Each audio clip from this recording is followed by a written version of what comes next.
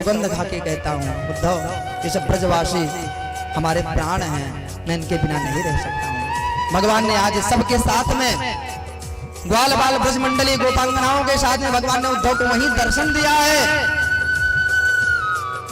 कभी हम इनसे अलग नहीं रहते और हम कभी वृंदावन छोड़कर भी नहीं जाते उद्धव, ये हमारा संकल्प है। वृंदावनम परित्यज्य पादमेकं न गच्छति, एक पग भी मैं वृंदावन छोड़ के कभी बाहर नहीं जाता हूँ। धन्य है ऐसा वृंदावन, आज भी अभी भी घोर कलिकाल में धन्यम वृंदावन तेरा भक्ति नृत्यति यत्र।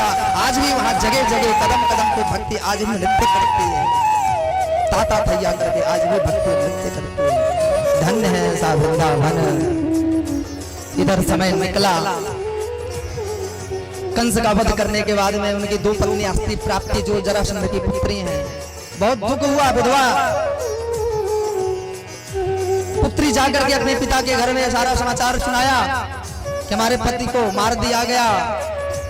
बहुत क्रोधित हुआ जरासंध, आज बहुत विशाल सेना लेकर के आज मथुरा के ऊपर आक्रमण करता है। ठाकुर जी सेना लेकर के युद्ध करते हैं, बहुत भयंकर युद्ध हुआ। ऐसे ही एक दो बार नहीं, पूरे 17 बार जरासंध ने कई अक्षौणी सेना लेकर के आया, मथुरा पर चढ़ाई की, लेकिन वो सफल ना हुआ। आज ब्राह्मणों को बुला करके यज्ञ पूजा पाठ अनुष्ठान कराया, हजारों ब्राह्मण को आज अपने सेना में आज सेना पद पर नियुक्त किया। सब ब्राह्मणों को आगे कर दिया और कह दिया कि हमको लगता है कि वो कृष्ण ब्राह्मण भक्त है, अब तुम लोग आगे रहोगे, अगर मारे जाओगे तो तुम्ही को मारेगा, पहले हमको नहीं मारेगा। हमारे सेना और जो सेना के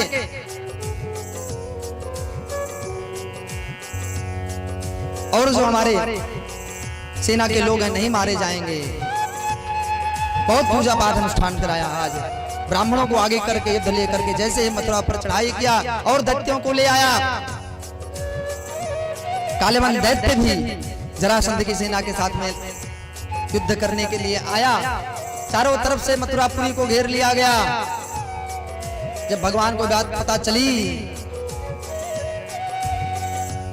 बलराम जी के पास गए, बोले भैया जरासंध फिर से आ गया है, मानने वाला नहीं है।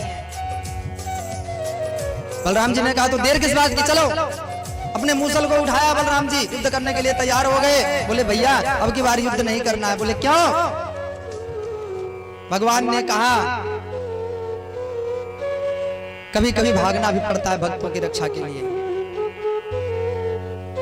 आज जो जरासंध की सेना में जो सबसे आगे आज युद्ध करने के लिए, सब हमारे ब्राह्मण देवता हैं, हमारे इष्ट हैं, हमारे पूज्य हैं।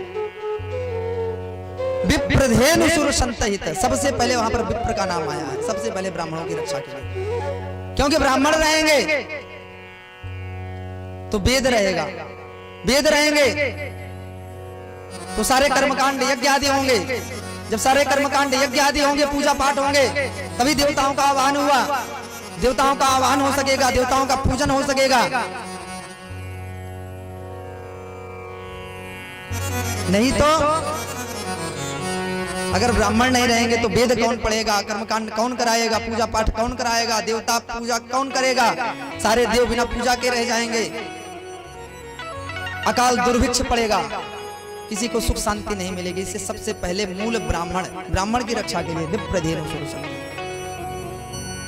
भैया आज इसने ब्राह्मणों को आगे किया, इसलिए आज हमको भागना पड़ेगा। आज ठाकुर जी ने आज ने संकल्प से कुबेर को आदेश दिया, द्वारिकापुरी समुद्र में द्वारिकापुरी का निर्माण कराया है। सोने की द्वारिका सारे मथुरा वासियों को द्वारिकापुरी में भेज दिया है रातों रात। और ठाकुर जी दूसरे गेट से निकलते हैं, देखते हैं कालेवन अपने सेना के साथ में खड़ा है। ठाकुर जी आगे आगे भागते हैं, पीछे पीछे कालेवन पीछा करता हुआ। अरे कृष्ण भागता क्यों है? डरपोक है, रुक अभी मैं बताता हूँ, तू हमसे युद्ध कर, अगर तू वीर है। लेकिन ठाकुर जी नहीं सुनते, आगे आगे भाग रहे हैं। जाते जाते आज राजस्थान धौलपुर में गुफा है, उसमें जाकर के अंदर प्रवेश कर गए। पीछे पीछे कालेवन भी पीछा करता हुआ पहुंचा।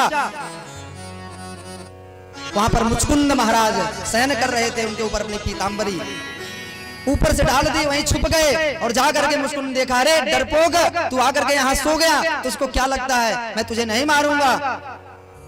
मैं तुझे छोड़ने वाला नहीं हूँ। उसी समय जोर से पाद प्रहार किया है मुचकुंद जी महाराज के ऊपर, और जैसे उठ करके देखा, दृष्टि पड़ते ही जलकर भस्म हो गया। बोले मुचकुंद जी महाराज की जय। देवताओं की तरफ से रघुवंशियों में थे, देवताओं की तरफ से युद्ध किया, एक बार बहुत थक गए। देवताओं ने कहा वरदान मांगो। बोले भगवान अगर देना चाहते हो तो हमें बहुत निद्रा लगी है, थक गया हूं मैं, हमें केवल सोने दो। सोते समय बीच में आकर के हमें कोई उठाए नहीं। देवताओं ने कहा ठीक है, अगर कोई उठाएगा तो जल करके भस्म हो जाएगा। आज वही आशीर्वाद कालेवन के लिए आज श्राप के रूप में परिवर्तित हुआ। देखते ही दृष्टि पड़ते जलकर भस्म हो गए। आसपास देखा तो सामने किनारे ठाकुर जी खड़े हैं, मंद मंद मुस्कुराते हुए पीतांबरधारी का दर्शन करके आज बहुत ही गदगद हुए। बोले भगवान आपका दर्शन हुआ, हम धन्य हुए। ठाकुर जी ने कहा जाओ घोर कलिकाल में हमारे भक्ति का प्रचार प्रसार करो, हमारी नाम की महिमा बताओ जिससे लोगों का कल्याण हो। वही मुचकुंद जी महाराज नरसिंह मेहता बन करके जन्म लिए और घर घर में भक्ति का प्रचार किया है। ठाकुर जी साक्षात नरसिंह मेहता के यहाँ भी आए, कालेवन का उद्धार हुआ है। भगवान वहां से निकले और द्वारिकापुरी की तरफ दौड़े। जरासंध सेना के सहित में पीछा किया, जाकर के पहाड़ पर चढ़ गए, चारों तरफ आग लगवा दिया। ठाकुर जी वहीं से अंदर छलांग लगा दी, द्वारिकापुरी में पहुंच गए। बोले द्वारिकाधीश भगवान की जय हो। समय बीता, रेवत की पुत्री रेवती से श्री बलराम जी का विवाह हुआ। इधर विदर्भ देश के राजा कुंदनपुर में भीष्मक जी महाराज हैं, इनके 5 पुत्र और 1 कन्या, जिसका नाम रुक्मिणी, जो साक्षात लक्ष्मी स्वरूपा है। 5 पुत्रों में सबसे ज्येष्ठ पुत्र रुक्मी बहन विवाह के योग्य हो गई है, सुंदर वर ढूंढा जा रहा है। नारद जी के द्वारा रुक्मिणी जी बहुत सुंदर भगवान का गुणगान सुना, भगवान के प्रति लगाव हुआ, उन्हीं का स्मरण करती हैं, उन्हीं का चिंतन करती हैं, उन्हीं से विवाह करना चाहती हैं। लेकिन रुक्मी अपने मित्र शिशुपाल से अपने बहन रुक्मिणी का विवाह कराना चाहता है। पिता भीष्मक को भी ये बात अच्छी नहीं लगी, लेकिन क्या कर सकते थे, बेटा बड़ा हो गया है, कुछ कह नहीं सकते। ये बात जब रुक्मिणी ने अपने भाभी से बताया तो भाभी ने कहा चिंता मत करो, द्वारिका नाथ हैं, बड़े दयालु हैं, जरूर सुनेंगे, सबकी सुनते हैं। तुम ऐसा करो, एक पत्र उनके लिए लिख दो।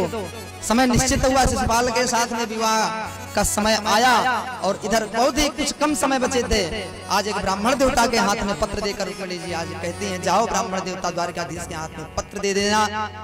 ब्राह्मण देवता वहां पहुंचते हैं, ठाकुर जी के हाथ में पत्र देते हैं। भगवान आपका विशेष पत्र है, इसको एकांत में पढ़ना। भगवान ने कह दिया ब्राह्मण देवता, ब्राह्मण हमारे लिए हर जगह हर समय कहीं भी प्रवेश इनका वर्जित नहीं है और इनके लिए इनसे कुछ छुपा नहीं है। इसमें क्या लिखा है तुम ही हमें पढ़ के सुनाओ, किसका पत्र है? बताया विदर्भ देश के राजकुमारी का पत्र आपके लिए आया है और बहुत सुंदर, आज 7 श्लोकों में सुंदर पत्र लिखा है। ब्राह्मण देवता पढ़ करके सुना रहे हैं। श्रुत्वा गुणान् भुवन सुंदर शृण्वतान्ते निर्विश्य कर्णविरैर्हरतो गतामम् रूपां दृशां दृश्यमता मखिलार्थलाभम् त्वय्युच्युता विशदचित्तम पत्रपम् मे। श्रुत्वा गुणान् भुवन सुंदर, हे भुवन सुंदर, हमने आपके गुणों का, आपके गुणानुवाद को श्रवण करके मन ही मन हमने आपको वर्ण कर लिया है, वर्णित कर लिया है। हम आपसे ही विवाह करेंगे। भगवान हमने आपके बारे में बहुत कुछ सुन रखा है, आप बड़े दयालु हैं, कृपालु हैं, आप सबके मनोरथ पूर्ण करते हैं। तो आप अगर दयालु हैं तो आप आकर के हमारे मनोरथ को पूर्ण करें। और हे भगवान हमारे पास समय भी बहुत कम है, कहीं ऐसा ना हो कि सिंह के भाग को कोई गीदड़ ले जाए, इसलिए समय रहते ही आपको आना पड़ेगा। और नारायण अगर आप नहीं आए तो मैं शरीर छोड़ दूंगी, आत्महत्या कर लूंगी। अगर वर्ण करूंगी, किसी का विवाह करूंगी तो आपसे ही करूंगी। अगर आप सोच रहे हो कि राजकुमारी वो कैसे आएंगे, सुरक्षा प्रबल है, तो भगवान हमारे यहाँ पर एक परंपरा है। जब कन्या का विवाह होता है तो कुल देवी का पूजन करने जाती हैं, और जब मैं कुल देवी का पूजन करने जाऊंगी तो वहीं मंदिर में भगवान आकर के आप हमारे हाथ को पकड़ें और वहीं पर पानी ग्रहण करें। पूरा पता बता दिया, सब स्पष्ट लिख दिया। इधर भगवान ने देखा समय बहुत कम है, तुरंत तैयारी की, ब्राह्मण देवता को लेकर के वहां से चल दिए। इधर से बाल बारात लेकर के आया, बहुत जोरदार तैयारी है, चारों तरफ से सेनाओं की कड़ी सुरक्षा है, और इधर माता रुक्मणी बहुत सुंदर श्रृंगार कर रही हैं, और सभी सखियां मिलकर के इनका श्रृंगार कर रहे हैं। क्या कहती हैं?